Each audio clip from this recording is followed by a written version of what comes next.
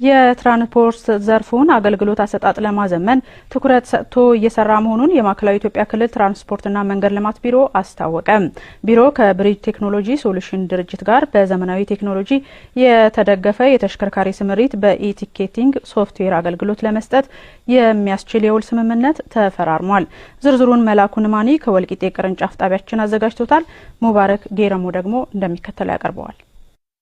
የማዕከላዊ ኢትዮጵያ ክልል ትራንስፖርትና መንገድ ልማት ቢሮ ምክትልና የመሰረተ ልማት ክላስተር ማስተባበሪያ ጽህፈት ቤት ኃላፊ አቶ አማን ኑረዲን በውል ስምምነቱ ወቅት እንደገለጹት በክልሉ በ10 መናሪያዎች የኢቲኬቲንግ አገልግሎት እየተሰጠ የሚገኝ ሲሆን አፈጻጸሙም የተሻለ መሆኑን አስረድተዋል። በዚህም ትርፍ የመጫንና ከታሪፍ በላይ የማስከፈል ችግሮችን በመቅረፍ ህብረተሰቡን መታደግ ተችሏል ነው ያሉት። ከዚህ በፊት እንደሚታወቀው በ10 መናሪያዎች የውል ስምምነት ተካሂዶ በጥሩ አፈጻጸም ላይ ይገኛል።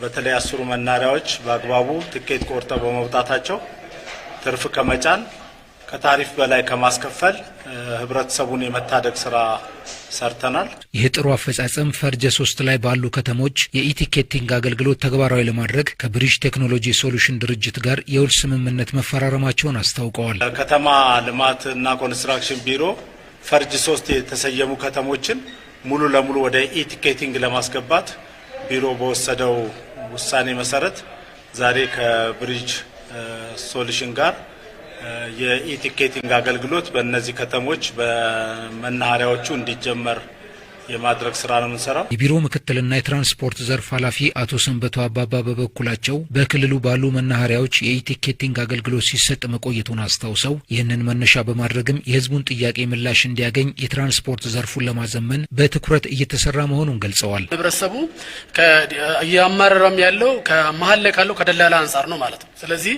ደላላን የመቀነስ እና ህዝቡ ደግሞ ማግኘት ያለበትን አገልግሎት ቀጥታ ማግኘት እንዲችል ማስቻል ስለሆነ ይሄ ስራ በተለይ የቴክኖሎጂ ስራ ያንን የሚያረጋግጥልን ከመሆኑ ጋር ተያይዞ በእነዚህ መናኸሪያዎች ላይ እንዲሰፋ ለማድረግ የወሰንበት ዋና ምክንያት ይሄ ነው ማለት ነው። በመናኸሪያዎች ላይ አገልግሎቱን ለማዘመን እየተሰራ መሆኑንና ደረጃ በደረጃ በክልሉ ከተሞች ያሉ መናኸሪያዎችን የኢቲኬቲንግ አገልግሎት ለመስጠት እየተሰራ እንደሚገኝ አብራርተዋል። ቢሮአችን ከሚመለከተው ከቴክኖሎጂ አመንጪ ተቋም ጋር በመነጋገር እነዚህ ላይ አገልግሎት ለማስጀመር የሚያስችል ውሳኔ ከመወሰናችን ጋር ተያይዞ የመጣ ነገር ስለሆነ ክትትል እናደርጋለን።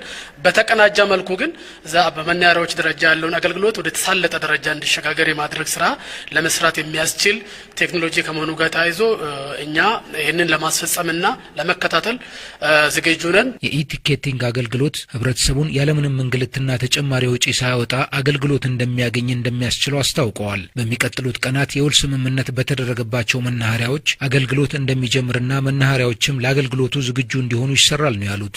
ለዚህ አገልግሎት መናኸሪያዎቹ ሬዲ እንደሆኑ የማድረግ ስራ በእኛ በኩል ይሰራል። የብሪጅ ቴክኖሎጂ ሶሉሽን ድርጅት መስራችና ስራ አስኪያጅ ክርስቲያን ተሾመ እንዳሉት ድርጅቱ ከዚህ በፊት በነበሩ ጊዜያት በክልሉ የኢቲኬቲንግ አገልግሎት ሲሰጥ መቆየቱን አስታውሰው ዛሬ የገባውን ውል በክልሉ ባሉ መናኸሪያዎች አገልግሎቱን ለማስጀመር መሆኑን አስረድተዋል። ከማዕከላዊ ኢትዮጵያ ክልል ትራንስፖርትና መንገድ ልማት ቢሮ ጋር እንደዚህ በጋራ መስራት መቻላችን እጅግ በጣም ደስተኞች ነን። ከዚህም በመቀጠል ሌሎች ስራዎችን ቴክኖሎጂዎችን በማመንጨትና በማፍለቅ ከክልሉ ጋር አብረን በጋራ ምንሰራ ነው የሚሆነው። አገልግሎቱ ዘርፈ ብዙ ጥቅም እንዳለው ገልጸው ስራውን በኃላፊነት ለመስራት ዝግጁ መሆናቸውን አብራርተዋል። አገልግሎቱ ተደራሽ በሚሆንባቸው መናኸሪያዎች ከክልሉ ትራንስፖርትና መንገድ ልማት ቢሮ ጋር በመሆን ወጣቶችን መልምሎ ስልጠና በመስጠት ወደ ስራ እንዲገቡ ለማድረግ ይሰራል። የትራንስፖርት ዘርፉን አገልግሎት አሰጣጥ ለማዘመን ትኩረት ሰጥቶ እየሰራ መሆኑን የማዕከላዊ ኢትዮጵያ ክልል ትራንስፖርትና መንገድ ልማት ቢሮ አስታወቀ። ቢሮ ከብሪጅ ቴክኖሎጂ ሶሉሽን ድርጅት ጋር በዘመናዊ ቴክኖሎጂ የተደገፈ የተሽከርካሪ ስምሪት በኢቲኬቲንግ ሶፍትዌር አገልግሎት ለመስጠት የሚያስችል የውል ስምምነት ተፈራርሟል። ዝርዝሩን መላኩ ንማኒ ከወልቂጤ ቅርንጫፍ ጣቢያችን አዘጋጅቶታል። ሙባረክ ጌረሞ ደግሞ እንደሚከተለው ያቀርበዋል። የማዕከላዊ ኢትዮጵያ ክልል ትራንስፖርትና መንገድ ልማት ቢሮ ምክትልና የመሰረተ ልማት ክላስተር ማስተባበሪያ ጽህፈት ቤት ኃላፊ አቶ አማን ኑረዲን በውል ስምምነቱ ወቅት እንደገለጹት በክልሉ በ10 መናኸሪያዎች የኢቲኬቲንግ አገልግሎት እየተሰጠ የሚገኝ ሲሆን አፈጻጸሙም የተሻለ መሆኑን አስረድተዋል። በዚህም ትርፍ የመጫንና ከታሪፍ በላይ የማስከፈል ችግሮችን በመቅረፍ ህብረተሰቡን መታደግ ተችሏል ነው ያሉት። ከዚህ በፊት እንደሚታወቀው በ10 መናኸሪያዎች የውል ስምምነት ተካሂዶ በጥሩ አፈጻጸም ላይ ይገኛል። በተለይ 10 መናኸሪያዎች በአግባቡ ትኬት ቆርጠው በመውጣታቸው ትርፍ ከመጫን ከታሪፍ በላይ ከማስከፈል ህብረተሰቡን የመታደግ ስራ ሰርተናል። ይህ ጥሩ አፈጻጸም ፈርጀ 3 ላይ ባሉ ከተሞች የኢቲኬቲንግ አገልግሎት ተግባራዊ ለማድረግ ከብሪጅ ቴክኖሎጂ ሶሉሽን ድርጅት ጋር የውል ስምምነት መፈራረማቸውን አስታውቀዋል። ከተማ ልማትና ኮንስትራክሽን ቢሮ ፈርጅ 3 የተሰየሙ ከተሞችን ሙሉ ለሙሉ ወደ ኢቲኬቲንግ ለማስገባት ቢሮ በወሰደው ውሳኔ መሰረት ዛሬ ከብሪጅ ሶሉሽን ጋር የኢቲኬቲንግ አገልግሎት በእነዚህ ከተሞች በመናኸሪያዎቹ እንዲጀመር የማድረግ ስራ ነው የምንሰራው። የቢሮ ምክትልና የትራንስፖርት ዘርፍ ኃላፊ አቶ ሰንበቱ አባባ በበኩላቸው በክልሉ ባሉ መናኸሪያዎች የኢቲኬቲንግ አገልግሎት ሲሰጥ መቆየቱን አስታውሰው ይህንን መነሻ በማድረግም የህዝቡን ጥያቄ ምላሽ እንዲያገኝ የትራንስፖርት ዘርፉን ለማዘመን በትኩረት እየተሰራ መሆኑን ገልጸዋል። ህብረተሰቡ እያማረረም ያለው ከመሀል ላይ ካለው ከደላላ አንጻር ነው ማለት ነው። ስለዚህ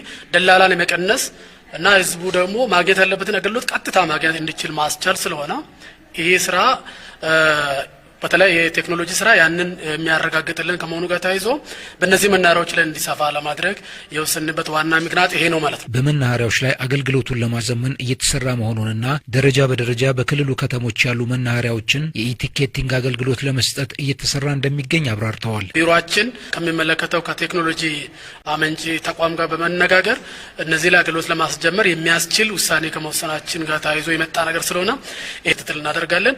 በተቀናጀ መልኩ ግን እዛ በመናኸሪያዎች ደረጃ ያለውን አገልግሎት ወደ ተሳለጠ ደረጃ እንዲሸጋገር የማድረግ ስራ ለመስራት የሚያስችል ቴክኖሎጂ ከመሆኑ ጋር ተያይዞ እኛ ይህንን ለማስፈጸምና ለመከታተል ዝግጁ ነን። የኢቲኬቲንግ አገልግሎት ህብረተሰቡን ያለምንም እንግልትና ተጨማሪ ወጪ ሳያወጣ አገልግሎት እንደሚያገኝ እንደሚያስችለው አስታውቀዋል። በሚቀጥሉት ቀናት የውል ስምምነት በተደረገባቸው መናኸሪያዎች አገልግሎት እንደሚጀምርና መናኸሪያዎችም ለአገልግሎቱ ዝግጁ እንዲሆኑ ይሰራል ነው ያሉት። ለዚህ አገልግሎት መናኸሪያዎቹ ሬዲ እንደሆኑ የማድረግ ስራ በእኛ በኩል ይሰራል። የብሪጅ ቴክኖሎጂ ሶሉሽን ድርጅት መስራችና ስራ አስኪያጅ ክርስቲያን ተሾመ እንዳሉት ድርጅቱ ከዚህ በፊት በነበሩ ጊዜያት በክልሉ የኢቲኬቲንግ አገልግሎት ሲሰጥ መቆየቱን አስታውሰው ዛሬ የገባውን ውል በክልሉ ባሉ መናኸሪያዎች አገልግሎቱን ለማስጀመር መሆኑን አስረድተዋል። ከማዕከላዊ ኢትዮጵያ ክልል ትራንስፖርትና መንገድ ልማት ቢሮ ጋር እንደዚህ በጋራ መስራት በመቻላችን እጅግ በጣም ደስተኞች ነን። ከዚህ በመቀጠል ሌሎች ስራዎችን ቴክኖሎጂዎችን በማመንጨትና በማፍለቅ ከክልሉ ጋር አብረን በጋራ የምንሰራ ነው የሚሆነው። አገልግሎቱ ዘርፈ ብዙ ጥቅም እንዳለው ገልጸው ስራውን በኃላፊነት ለመስራት ዝግጁ መሆናቸውን አብራርተዋል። አገልግሎቱ ተደራሽ በሚሆንባቸው መናኸሪያዎች ከክልሉ ትራንስፖርትና መንገድ ልማት ቢሮ ጋር በመሆን ወጣቶችን መልምሎ ስልጠና በመስጠት ወደ ስራ እንዲገቡ ለማድረግ ይሰራል።